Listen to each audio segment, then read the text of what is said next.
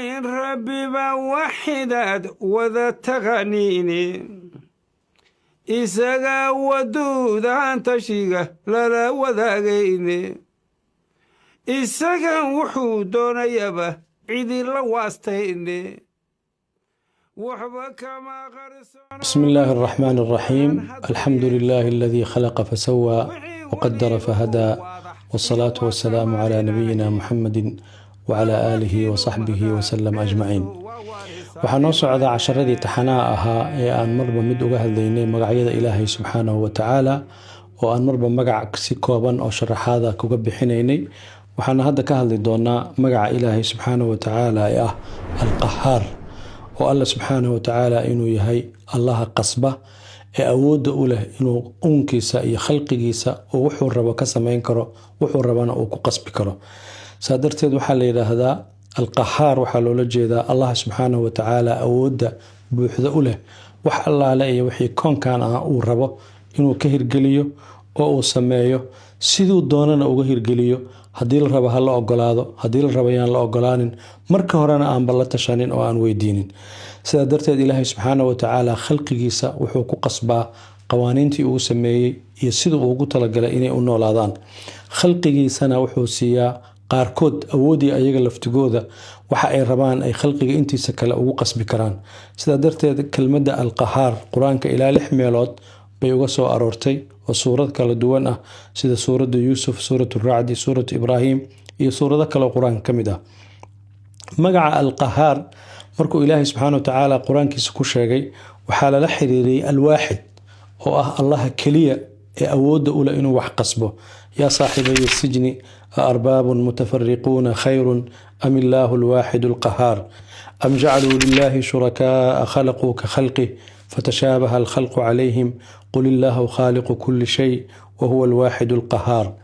يوم تبدل الأرض غير الأرض والسماوات وبرزوا لله الواحد القهار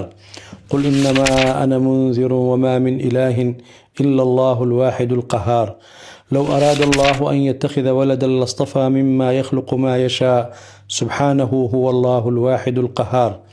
يوم هم بارزون لا يخفى على الله منهم شيء لمن الملك اليوم لله الواحد القهار. آياتها سؤالا وحين تسينايان الله اللي يروى القهار انت بدن إني لسعوتا مقع الواحد وإنه يهي الله كليجيس wax qasba ee koonkan ku leh awoodda qasbida ku leh. sidaa darteed Ilaahay subxaanahu wa tacaala khalqigiisu ka sareeyaa, khalqigiisuna qasbaa, wuxuuna u leeyahay awood buuxda oo wax ku qasbo. وهو القاهر فوق عباده وهو الحكيم الخبير وهو القاهر فوق عباده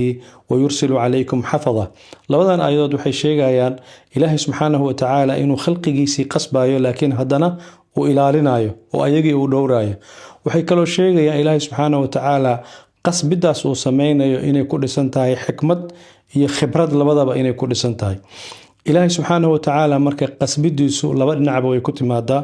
mar waxay ku timaadaa tawcan, adigoo ogol oo rabitaankaaga ku ogol oo Ilaahay isku dhiibay inuu Ilaahay ku siiyo. tawcan aad ku timaado iimaan ku siiyo oo iraadadaada iyo dareenkaaga iyo damacaaguba inay si fudud Ilaahay xaggiisa ugu hoggaansameen. ama ay ku timaado kurhan oo ah inaad qasban tahay oo si khasab ah Ilaahay ku ogolaanaysid oo shartaadii lagu burburinayo oo fidnadaadina lagu burburinayo. sidaa darteed markaad tawcan ku timaado, ogolaasho ku timaado, waa wax ka dhashay inaad adiga marka hore Ilaahay aqoonsatay, Ilaahay baratay, awoodiisa ictiraaftay. haddii laakiin aad aragto inaadan awoodiisa ictiraafaynin waa qasbanaanaysaa. khalqiga marka caqliga leh marka laga soo tago, khalaa'iqda kalena ayaguna si qasban bay Ilaahay ugu hoggaansamaan. qoraxdu waqti bay soo baxdaa, ayadoo qasban bay waqtigaas dhacdaa. dhulku nidaamka uu ku shaqeynayo waa nidaam asagu Ilaahay u kala qasbay oo uu ku kala ratibay oo aan wax ka khaldamaya ama wax ka isbedelaya aysan jirin. sidaa darteed mararka qaar Ilaahay subxaanahu wa tacaala wuxuu dadka ku qasbayaa maskaxdooda inuu qanciyo oo uu tuso waxay u jeedaan, waxaasna la rabo inay maskaxdooda ku dul shaqeyso. afalaa yanduruuna ila al-ibili kayfa khuliqat wa ila as-samaa'i kayfa ruficat wa ila al-jibali kayfa nusibat wa ila al-ardi kayfa sutixat. oo lagu tusaya cadeymo muujinaya Ilaahay subxaanahu wa tacaala jiritaankiisa iyo awoodiisa lagu tusinayo. mararka qaarna Ilaahay subxaanahu wa tacaala wuxuu kugu tusinayaa oo maskaxdaada lagu dhisayaa in lagu tuso waxyaabo muujinaya ilaahay subxaana wa tacaala qawaaniintiisa iyo sida ay ku imaanayaan ayadoo lagu cadaynayo yuriidu allahu liyubayina lakum wayahdiyakum sunan aladiina min qablikum iyo mararka qaarna lagu tusinayo farqiga u dhexeeyo qofka muslimka ah qofka aan muslimka ahayn qawaaniinta ilaahay uu sameeyay ee dunidan uu ku kala qasbay oo ah hadaa camalkan sameeyso jannad ku galaysaa hadaa camalkan sameeysana naar baa ku galaysaa sida darteed ilaahay subxaanahu wa tacaala qasbidaas uu sameeyay waxay ka imanaysaa inuu asagu yahay midka guusha leh guushaasna wuxuu ugu talagalay oo uu siiyey marka koowaad amarkiisa inuu qasbanaado oo uu guulaysto oo dunida u taliyo wallahu ghalibun ala amri marna ilaahay subxaanahu wa tacaala wuxuu wax u qasbayaa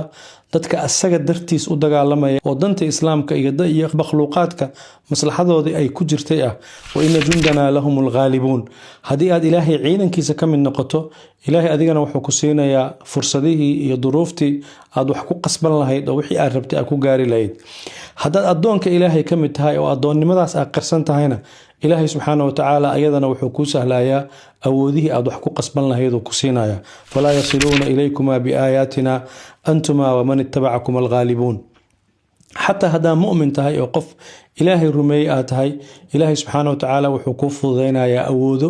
aad wax ku yeelan karto wacdi iyo ballanqaadna wuu ku siinayaa in yansurkum allahu falaa ghaaliba lakum haddii laakiin jidka ilaahay aad ka leexato waxaa kuu taala meel lagugula xisaabtami lahaa fakullan akhadnaa bidambi qof walba inta dembigiisa lagu qaadaa qaarna dabaylo loo diraya qaarna waxyaabo kale loo diraya iyo qoomamkii farada badnaa ee lasoo halaagay sidaa darteed ilaahay subxaanahu wa tacaala marka uu koonkan abuurayay laftigeeda wuxuu ku abuuray hab uu ugu talagalay asaga laakiin uu isku dhadhajiyey sida ilaahay subxaanahu wa tacaala ugu talagalay oo ahayd inuu bini aadanka si u sameeyey xoolaha si u sameeyey jamaadaadka uu si u sameeyey mid walbana xeer gaara iyo qaanuun gaara loo sameeyey hal ataa cala alinsaani xiinun min addahri lam yakun shay-an madkuura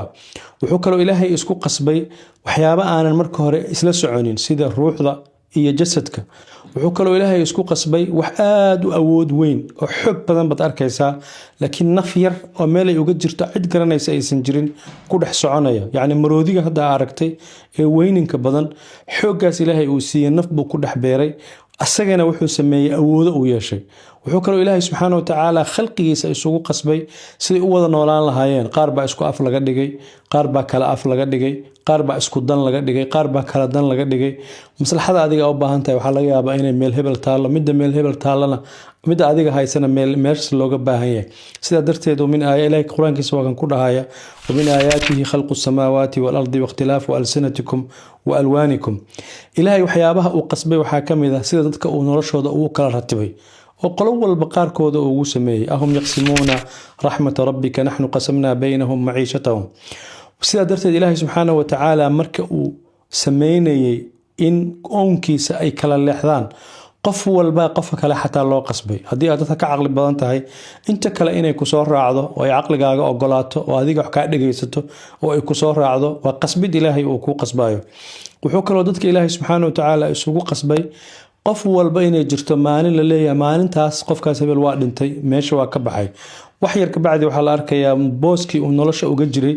in cid kale intay timaado ay soo galayso sidaa darteed waxaa lagaaga doonayaa adiga muslim ahaan ah bini aadam ahaan ah oo ilaahay ku uumay inaad qawaaniinta ilaahayna u hogaansantid